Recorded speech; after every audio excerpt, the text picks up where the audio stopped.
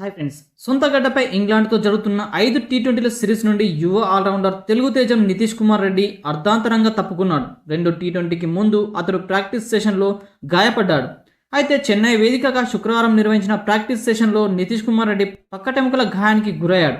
గాయం తీవ్రత ఎక్కువ ఉండడంతో అతడు ఈ సిరీస్ మొత్తానికి దూరమయ్యాడు. ఈ విషయాన్ని బీసీసీఐ 2 టీ20 ప్రారంభానికి ముందు అధికారికంగా ప్రకటించింది. అతడు బెంగళూరులోని సెంటర్ ఆఫ్ ఎక్సలెన్స్లో రిహాబిలేషన్ తీసుకుంటున్నాడని తెలిసింది. అంతేకాకుండా నితీష్ కుమార్ రెడ్డితో పాటు మరో స్టార్ పేసర్ రింగ్ సింగ్ గాయంతో బాధపడుతున్నాడని తెలిపింది. కోల్కతా వేదికగా జరిగిన తొలి టీ20లో ఫీల్డింగ్ చేస్తూ రింగ్ సింగ్ గాయపడ్డాడని, అతడు వెన్నునొప్పితో బాధపడుతున్నాడని పేర్కొంది. ప్రస్తుతం అతన్ని బీసీసీఐ మెడికల్ టీం పర్యవేక్షిస్తుందని తెలిపింది. ఇక ఈ గాయంతో అతడు 2 టీ20తో పాటు 3 టీ20కి దూరం అయ్యాడని పేర్కొంది. ఈ ఇద్దరి స్థానంలో శివం దూబే, రమదీప్ సింగ్లను ఎంపిక చేస్తున్నట్లు బీసీసీఐ తమ ప్రకటనలో రాసుకొచ్చింది.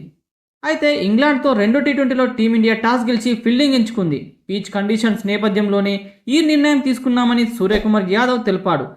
గాయాలతో జట్టుకు దూరమైన నితీష్ కుమార్ రెడ్డి, అలానే రింకు స్థానంలో వాషింగ్టన్ సుందర్, అలానే ధ్రువ్ జువెల్ను తీసుకున్నట్లు సూర్యకుమార్ యాదవ్ పేర్కొన్నాడు.